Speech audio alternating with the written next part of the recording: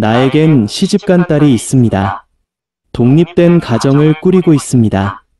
나와 딸은 종교가 같은 불교라 4월 초파일 즈음 딸 내외의 복을 위하여 부처님 전에 등을 달고 기도를 하려고 하는데 등값과 기도비를 딸 대신 엄마인 제가 내도 되나요? 아니면 딸에게 부담시키는 게 맞는 걸까요? 저 회원이는 이렇게 생각을 합니다. 등불을 누구 힘으로 다느냐보다 중요한 건 그 마음을 누구의 뜻으로 밝히느냐입니다. 기도는 결국 마음의 방향입니다. 만약 어머니께서 딸을 위해 기도하고 그 진심이 부처님 앞에 전해진다면 돈을 누가 냈느냐는 부차적입니다. 하지만 이 질문은 단순히 기도비를 넘어 관계의 주도권 문제로 보입니다. 딸이 성인이고 독립된 가정의 주체라면 신앙의 주체성도 딸에게 있어야 합니다. 딸 본인이 기도의 의미를 이해하고 자발적으로 참여한다면 진정한 공덕이 되겠지요. 따라서 기도를 대신해 주는 것 자체는 문제가 되지 않지만 딸에게 그 의미를 함께 나누고 선택하게 하십시오. 그렇게 하면 기도의 공덕은 더 깊어지고 모녀의 관계도 더 성숙해질 것입니다. 다시 말하자면 대신 돈을 내도 마음이 중요하지만 딸의 의지와 참여를 존중하는 것이 신앙의 진정한 출발점입니다.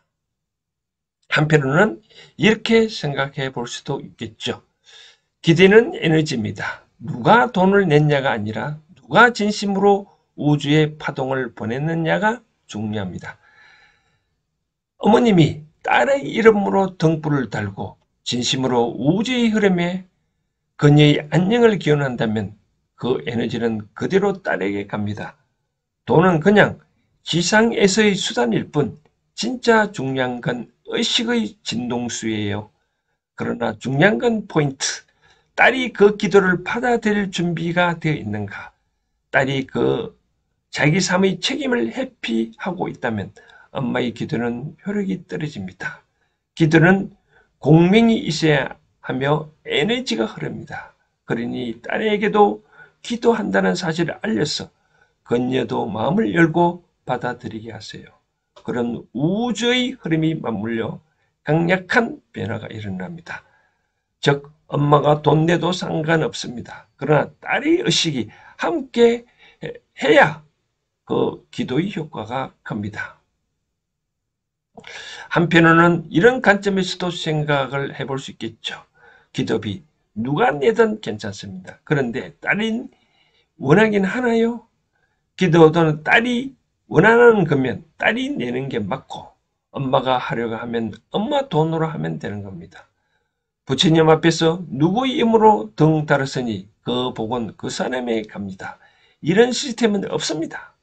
기도는 내가 내 마음을 다 잡는 일이지 돈 낸다고 복이 오는 건 아니에요.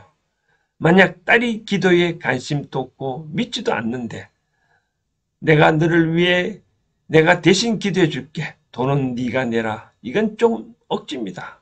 기도는 자발적일 때 의미가 있고 공덕도 따라옵니다. 즉 내가 하고 싶어서 기도하는 거면 내가 돈 내는 게 맞고 딸에게 부담 줄 일은 아닙니다. 딸이 원한다면 본인이 결정하게 하세요. 추가적으로 제가 좀 더 말씀을 드리고 싶은 사항은 이제 이겁니다. 딸이 시집가기 전에 중학교다, 고등학교다, 학생 시절이라면 기도를 하면 이 돈은 누가 될까요? 이제 부모가 당연히 내 딸의 행복, 어떻게 하면 내 자신의 행복을 위해서 딸이 잘 되면 내 기분도 좋잖아요. 그렇죠? 그러니까 이 목적은 따지고 보면 내 자신의 행복이거든요. 내 행복이니까 당연히 엄마가 부담하는 게 맞고, 자, 성인이 됐다. 성인이 됐다. 그러면 이 딸에 대한 성공과 행복은 이제 독립된 가정이잖아요. 그렇죠? 그럼 이런 경우에는 어떡하냐? 저는 개인적으로 생각하면 독립된 가정이 있으니까 뭔가 모르게 내가 이 행복을 위해 있냐, 진정한 나의 행복이 있냐, 딸의 진정한 행복이 있냐, 이런 걸 생각해 봐야 되겠죠. 내가 진정한 큰 사람이라면, 내가 만약에 부자라면 이렇게 돼서 굳이 돈이 아까워할까라는 그런 생각이 들어집니다. 이 점에 대해서 과거에 내가 이런 일이 있었습니다. 직장 다닐 때, 제가 은행 다닐 때, 제가 이제 법당을 하나, 일종의 사찰을 제가 한번 만든 것이 있는데, 이제 출근하기 전에 잠시 마음을 깔아앉고, 좀 쉽게 말하자면 일종의 명상하기 위한 것이죠. 그렇죠? 그래서 이제, 거기 이제 지하에 1층이 있는데, 여기 엘리베이터 있고, 제가 차를 이렇게 주차를 하고 엘리베이터 앞을 지나야만 제가 만든 법당, 시금에서 사는 법당인데 여기 갈 수 있습니다. 그런데 이날따라 유달리 이제 엘리베이터 앞에 일반 이렇게 타고 있더라고요. 근데 저는 아는 분이 있길래 목례만 하고 법당에 앉아 있는데 마치고 이제 2분 명상을 하고 이제 나오는데 앞에 나의 직장 선배가 앞에 기다리고 있더라고요. 왜 놀라니까, 이분 또 우리 불자인데 왜 내한테 인사를 안 하고 그냥 지나갔냐라고 따지려고 앞에 있더라고요. 그래서 저는 이 문제에 대해서 왜 이랬을까? 왜 인사하고 안 한 거는 내 문제고, 내가 인사 안 하면 예법에 그것이 어긋나면 내가 뭐 되는 건데 그분이 기분 나쁘다고 했었는데, 근데 저는 이렇게 생각해요. 그분이 이제 곧 퇴직에 임박해 있다 보니까 이제 갈 길도 뭐 정해지지 않냐고 뭔가 모르게 불안해 갑니다. 그러다 보니까 뭔가 모르게 과거에는 내가 요게 불자의 회장이고 위대한 뭐 임원이고 하니까 밑에 사람이 다들 반갑게 인사도 하고, 근데 나는 곧 퇴역 물이니까 저 사람이 저렇게 행동하냐라고 좀 마음속에 억울했겠죠. 그렇죠?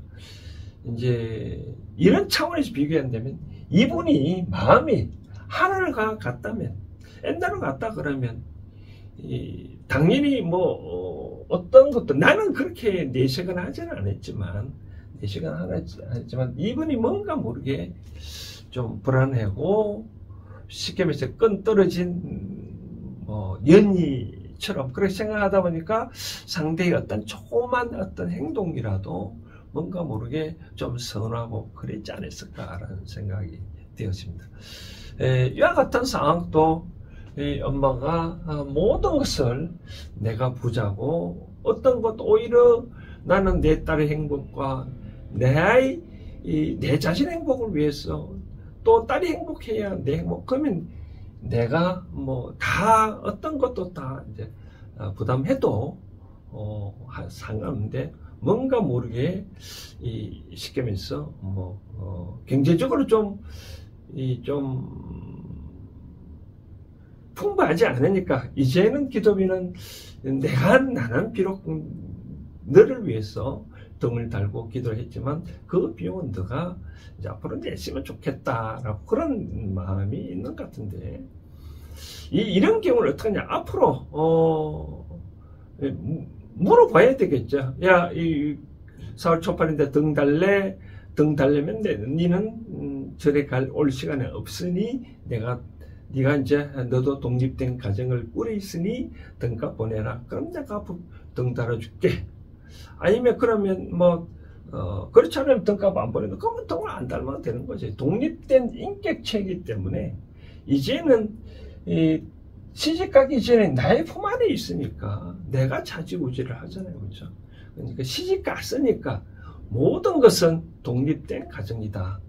만약에 다른 집이라면, 이 옆집이라면 내가 대신 등을 달고 기도를 했을까요? 그렇지 않잖아요. 그렇죠? 그래서 딸이든 자식이든 출가가, 우리가 그런 말 있잖아요. 뭐 3대 착각 중에 하나가 장가 간 아들을 나의 아들인 양 여기면 그것이 진정한 착각이다 하다시피, 이제 독립된 가정이라면 남과 같이 여기고 똑같이 그런 쪽으로, 경제적인 관념은 항상 그런 쪽으로 대하는 게 맞다라고 말씀을 드리고 싶습니다.